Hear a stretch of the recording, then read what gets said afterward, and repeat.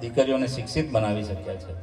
મિત્રો, અહીંયા પ્રાથમિક શાળાના દીકરા દીકરીઓ ઉપસ્થિત છે ત્યારે જ્ઞાન સાધના મુખ્યમંત્રી મેરિટ સ્કોલરશિપ એ જે બે યોજનાઓ છે એનો પણ લાભ લઈ અને પ્રાથમિક જે સેલ્ફ ફાઇનાન્સ સ્કૂલો છે એમાં આપણા દીકરા દીકરીઓ પ્રવેશ લઈ રહ્યા છે અને શિષ્યવૃત્તિનો લાભ લઈ રહ્યા છે।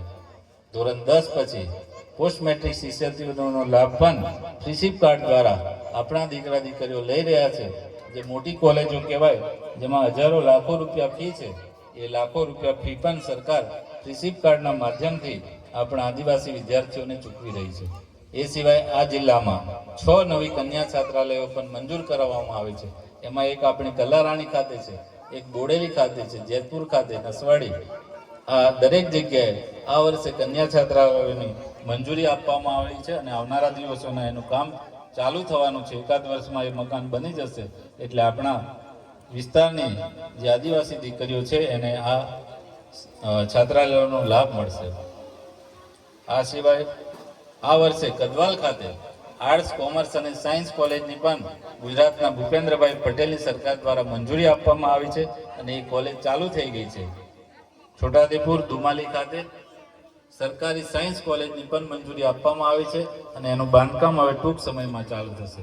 આ રીતે ભારતીય જનતા પાર્ટીની રાજ્ય સરકાર દ્વારા આદિવાસી વિસ્તારમાં ઉચ્ચ શિક્ષણનો વધારો થાય એના માટે અનેકવિધ સુવિધાઓ પ્રાપ્ત થઈ રહી છે ત્યારે આદિવાસી વિસ્તારમાં જે કંઈ ખૂટતી કડી છે એ શિક્ષણની હોય, આરોગ્યની હોય અને અમે જિલ્લા પંચાયત મારફત પૂરી કરવાનો હંમેશા પ્રયત્ન કરશું।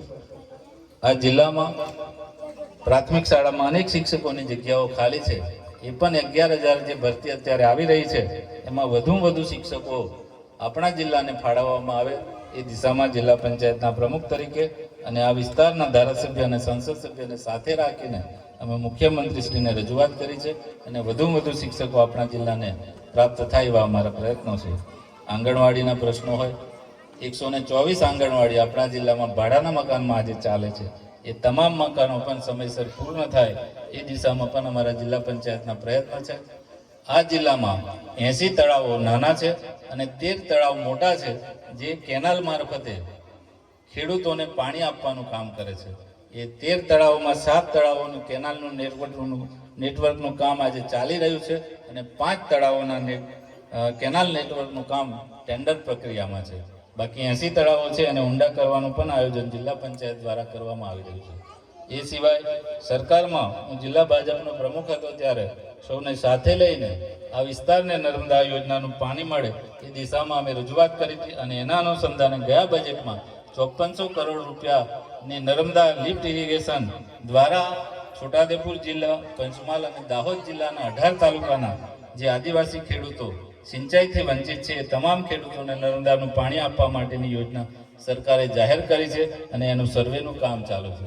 બીજી એ વાત તમને કહેતા મને આનંદ થાય છે કે આપણી ઉચ્ચ નદી પર કરસન અને છત્રાલી ખાતે નવા મોટા ચેકડેમોની પણ મંજૂરી સરકારે આપી છે અને એ કામ સર્વે હેઠળ છે અત્યારે, એટલે આવનારા દિવસોમાં આપણી આ નદી પર મોટા ચેકડેમો બનશે અને પાણીના લેવલ ઊંચા હશે જેનાથી આ વિસ્તારના ખેડૂતોને ખૂબ ફાયદો થશે।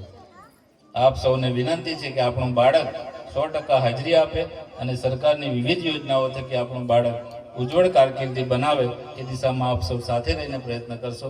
અસ્તુ, ભારત માતા કી જય, જય જય જય।